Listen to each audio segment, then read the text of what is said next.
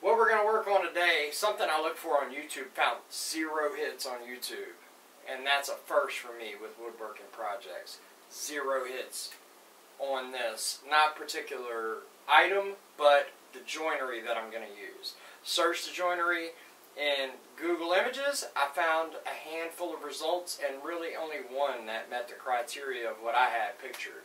What we're going to do is, I am a chef professionally, so obviously I have knives at work. I want to make a really nice knife block to rest on my desk to put my knives there, because right now they're stored in a metal cabinet and they're just sitting in there, or I have to put them in my knife roll. So we're going to use the style of a universal knife block. Saw this the first time probably about 10 years ago. So what they do is create basic size knife block, right? Well, they use synthetic nylon or something similar, bristles kinda, to stick up so that when you put the blade of the knife in down to the hilt, it pushes the bristles away and it allows for any size knife to be stored in that knife block. So I want to join it. Now I have this nice walnut and then I have this beautiful piece of maple here, and I wanted to join them. Originally I was thinking dovetails, but the problem with that is it's not on the end grain, and dovetails are designed to work with the grain this way, and I want to do it on the long grain side of the board. I did do some experimentation with this, and you may be able to pull it off, but where I'm located and the rarity of walnut is very difficult to find. So I don't want to take a chance and ruin it. I did some test runs and ran dovetails down the long grain side of a board. Well, a lot of you guys out here already know what happened. Because the grain's running this way, the tails snapped. And the pins as well, like both, just cracked away and broke away from the board. So I'm trying to think, I want to accent the contrast of these two woods. Very common that people build with walnut against maple. It's just a thing. People do it all the time. So thinking on how I would be able to do that, I decided to do a pinned rabbet joint. Boom. Solves all my problems. I get to accent the contrast of these beautiful woods, the dark walnut against the really light, pretty maple, and you get to see both of them as you would if you would use a box or finger joint, whatever you prefer on that, or a dovetail. So I am going to rabbet one board, then lay that board over, drill holes in it, and then I'm going to pin it with oak. So that way you're able to see that contrast. It's going to look really nice, really sharp, sitting on my desk and still look professional in the office environment. So that's what we got for you in store today. Hopefully this will be the one video on YouTube for pinned rabbet joints, because right now I have not found one. So here we go. So step one is pretty simple. I want to go ahead and rough in the sizes of how deep I want it. So most knives, the general all-purpose chef knife that every chef has in their collection is an 8-inch chef knife. So it's 8-inch chef, 7-inch Santoku. But we do use blades on occasion that are longer than that. So I have a 10-inch blade for like butchering meat and things of that nature, and then we have a long slicer, which is a 12-inch blade, or a 13, 14, depends on the manufacturer for that. So we want the capacity for those long knives to be able to go in there and not be sticking out and look awkward inside the block. So I believe a good depth on this, so usually if it's an 8-inch knife, most manufacturers of knife blocks make a 10-inch tall block. But I want just a little bit more capacity, so I'm going to go ahead and go with a 12-inch block. Okay, so we got our cuts roughed in. Now we still want to get down to our final increments. So the original idea I had was I was going to rabbet the walnut to overlap the maple, right? Like that, with the rabbet, and then pin it. Okay, so because of the way it's laid out, if I went the other way, then the box would just be really skinny. And I just don't think it would look good laid out like that. Now, that's just because of the cuts of hardwood that I had on hand. I just don't think that looks as good. It looks awkward that way. Although it would make it easier for me to be able to rabbet the walnut and just pin it with the red oak dowel that I have that's pre-made. I think that's the cheap way out. So we're going to do some more work. But to rabbet the maple, now we have to have a dowel.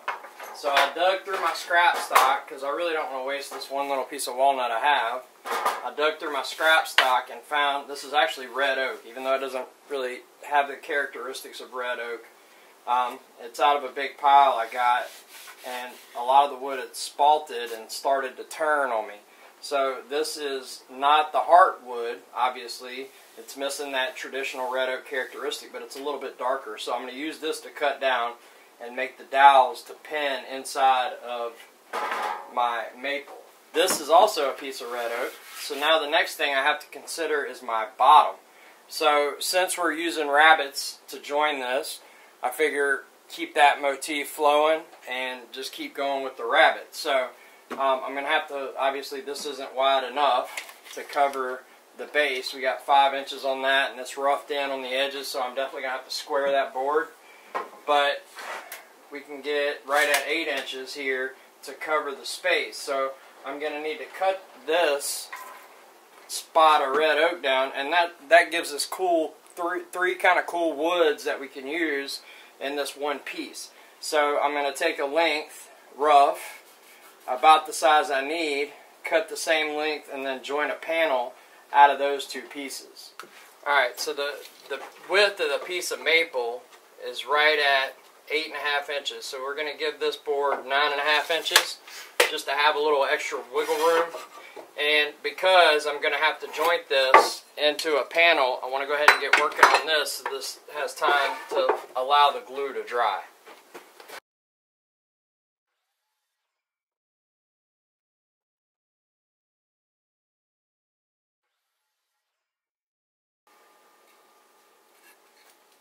So, not exactly a book match because I want to have enough meat. I mean, this is a little heavier than 3/4 thickness. You probably could get away with resawing this and book matching it, which would look cool. But I want a little more meat on the bottom rabbet, so it's not exactly a book match because obviously it was taken from 2 different lengths of the board. But that will look like a pretty cool joint. So I'm just going to joint those 2 edges so I can get that side matched up. Took the pork chop off of this little joiner because it's just a headache to deal with. Plus the fence isn't square.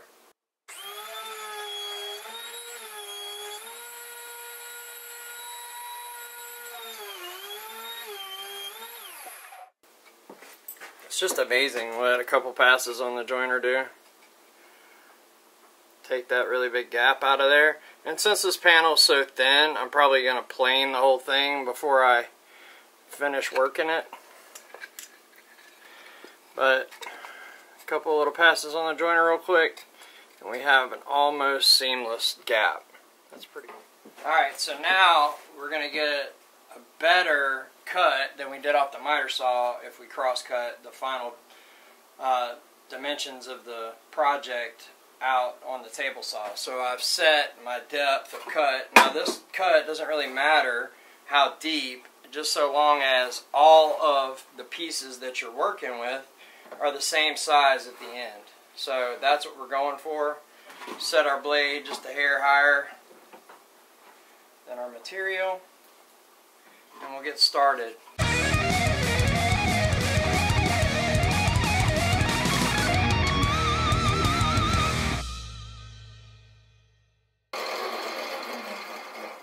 So now we have all 4 pieces exactly the same length, exactly the same thickness, and the 2 adjacent pieces are exactly the same width.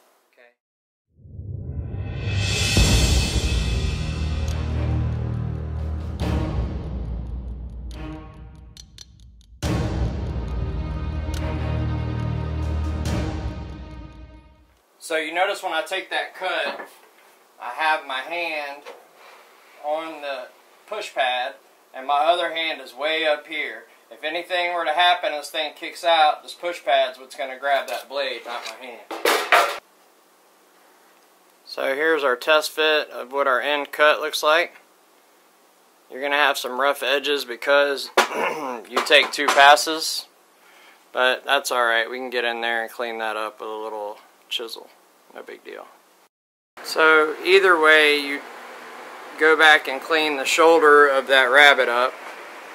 That's the fit you want, and you want to make sure you're in square, which I think we're looking pretty good. And now we begin on the part that seems like it never ends. We're going to get our sanding done to the inside of the block. You have to always be mindful when you're doing these projects, and when we glue it up, after it's glued up, it's going to be incredibly difficult to get inside and sand, so we want to start now before we do the glue up.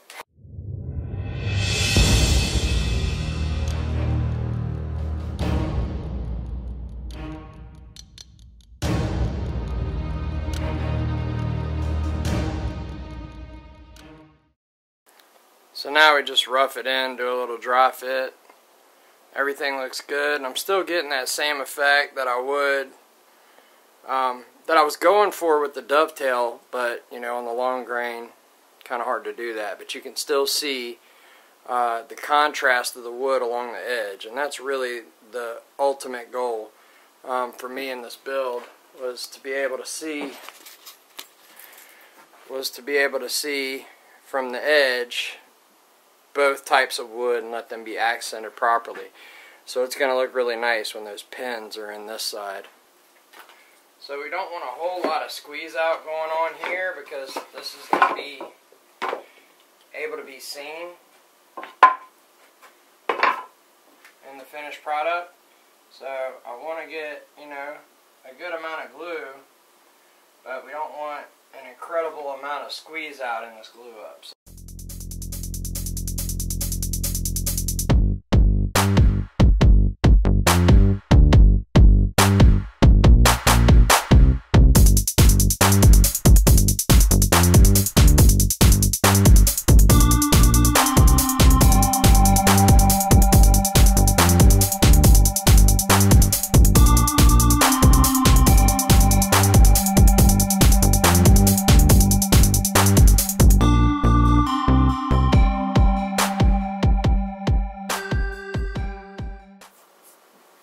So what I've done is take some of this darker oak that I have, and I've cut down 3 identical sized pieces, about 3/4 by 3/4. And then we're going to turn it on the lathe. It's pretty well the size of a pen blank now, but we're going to turn it down and get it to a consistent thickness across.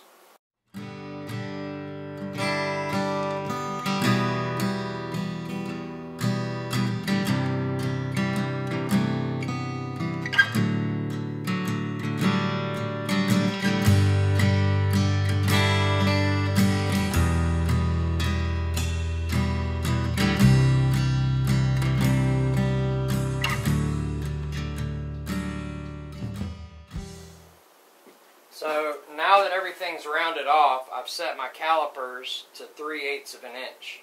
So you can see we're not quite there yet, but that's how we're going to gauge consistency. So step 1 is to round the material off. We've gone from a square block to at least a round rod, and now we want to try to work that down to this diameter consistently through the length of the material. Alright, so I didn't want to take you through the long, boring process of turning something as simple as a dowel, because that'd take forever. But the thickness of the material is 3/4, which is why I chose the width of the caliper to be at 3/8. So right here I'm a little too much, but that should actually be good for me to be able to come up. At this point, turning tools, you know, it's a little overkill, so we'll just sand it down to match that. Okay. And now we have several dowels that are pretty well close to the same size, and we can tune those guys in right when we need to in order to insert them into the finished build. Alright, now my panel's dried up. Just pushed it through the planer a couple times to clean it up. This is the panel that's going to be the bottom. Cleaned up the little bit of glue with the card scraper, a little light sand, and got any glue excess off of it. Whenever you do any glue up like this, and you glue panels or you glue boxes up, you're always going to have one side that you like better than the other. Although most people, when they look at your project, aren't going to notice the flaw, you're going to see it because you built it. So I picked the prettiest side to make the top of the block. Now, whenever I get ready to do this, you can somewhat see that joint there, because, like I said, I don't have a nice fancy joiner, but it's not too shabby, and it's going to be on the bottom. So what I want to do, rather than taking the measurements in order to get this dimension, I'm just going to kind of try to line that seam up dead center and leave a little bit of overhang, not exactly flush with the edge, because I'd rather come back and plane and sand back to the edge, and I'm going to use a pencil just to strike the line rather than making measurements exact. Okay, so just because of ease of use, I have two table saws. One's my dado saw, and I use one for rip cuts and cross cuts. It's just easier to leave this one set up for dados, and I have a table saw sled set for dados because I do not have a zero clearance insert for it. So I want to set my depth of cut to that mark right there. So I want to make sure that that blade at its highest point is lining up with that mark. That's where I want my thickness to be. Okay? So I think I need to drop it just a hair.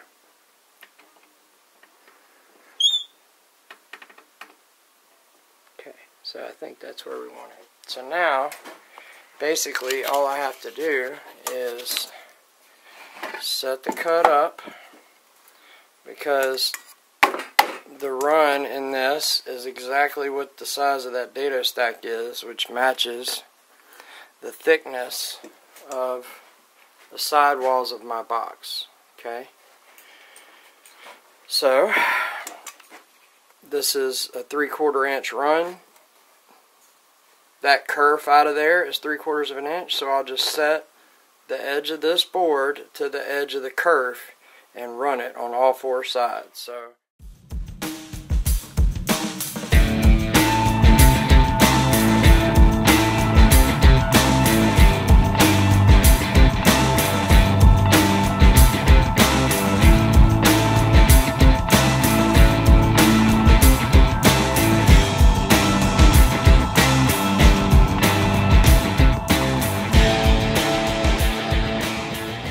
now the cut we're left with looks like that, all four sides, and then the thickness of this material matches the thickness of the exposed board from the opposing side.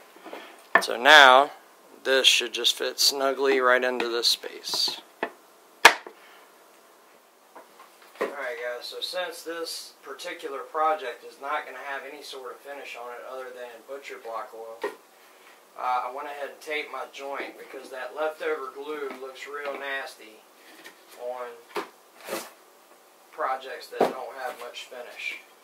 So I did a little bit of work on this to make sure that it seats properly, and then I identified each side with a mark so that I could tell which side went where. I worked it to get the best fit I could get.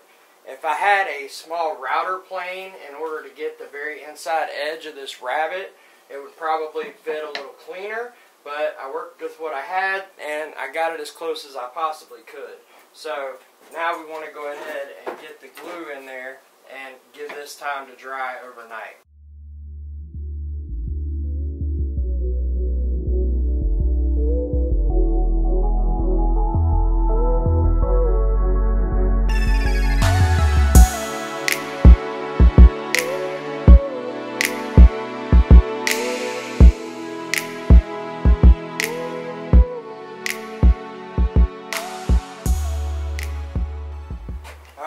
So now all the holes are drilled, the dowels fit. We want to try to keep as much of the squeeze out off as we can. So I'm just going to go right down into the hole.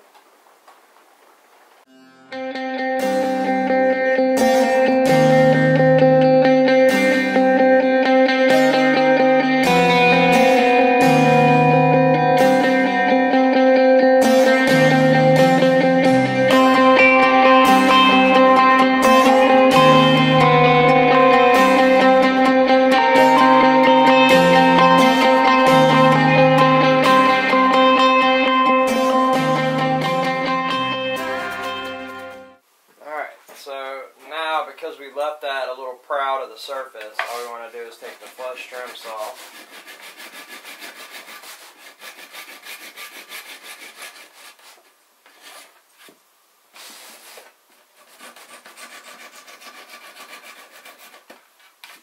and knock it back down to the surface.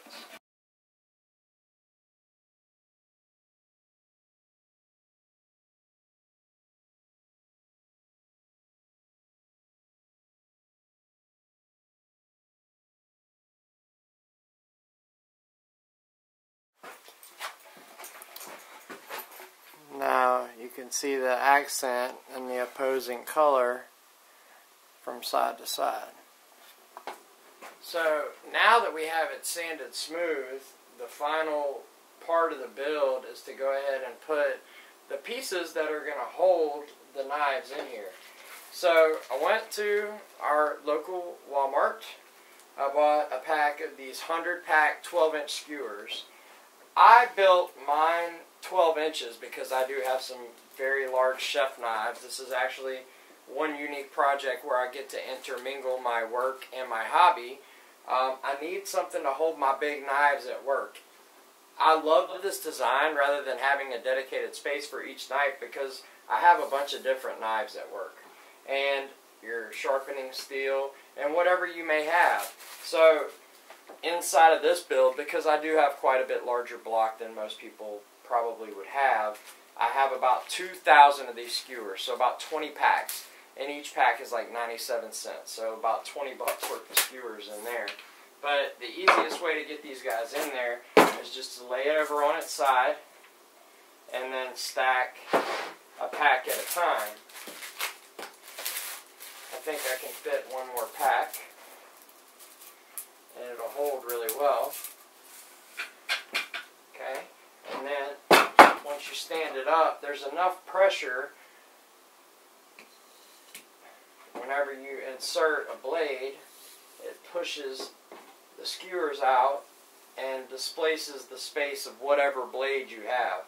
The first ones I saw designed like this commercially available were done with nylon bristles, but it's essentially the same concept. So at this juncture, you could go ahead and epoxy these bamboo skewers to the bottom so that they don't come out. But I would rather leave them loose, because if I leave them loose, if my knife is a little wet or there may be some sort of residue on it from whatever project I'm cutting and I go to place it in my block, it's much easier to just dump it out, go buy new skewers, and you can redo it. So this thing could last indefinitely. For the finish on this, I don't want to do anything real harsh. I don't want to do anything to cover up the natural beauty of this really nice wood. So we're just going to use a little booze block oil. I am going to do a little bit on the inside just to protect it a little. See here, just that small white, how the tones come out of that walnut and contrast with the maple beautifully. Just gives it a lot more sheen and luster. So you can see how starved it looks at the bottom and how glossy and beautiful it looks at the top.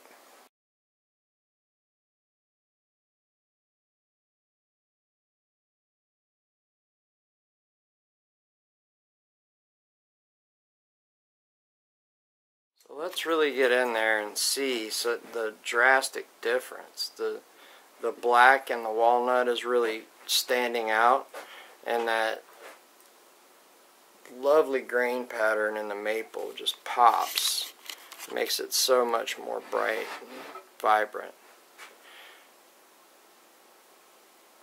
And even though this is actually oak, it's from the same tree as that oak, I just chose some of the darker spaces to make the dowels out of. And there it is, all finished, ready to go, and oiled up. It works great, and it's also going to make a really nice piece to have on my desk. That beautiful walnut against the gorgeous maple with the nice oak pins. Hopefully this was helpful to someone out there. If you're looking at doing a project similar, these universal knife blocks are great. You don't have to have a dedicated space to each knife, so as your knife collection grows, it doesn't matter. You can put any size knife in any position and it holds it just fine. Also, with your accessories, such as your sharpening steel, you can just slide it right in there. So, thanks for watching, guys. Hope you enjoyed this video. If you do, go ahead and give it a thumbs up, like, subscribe to the channel, and stay tuned for the next projects to come.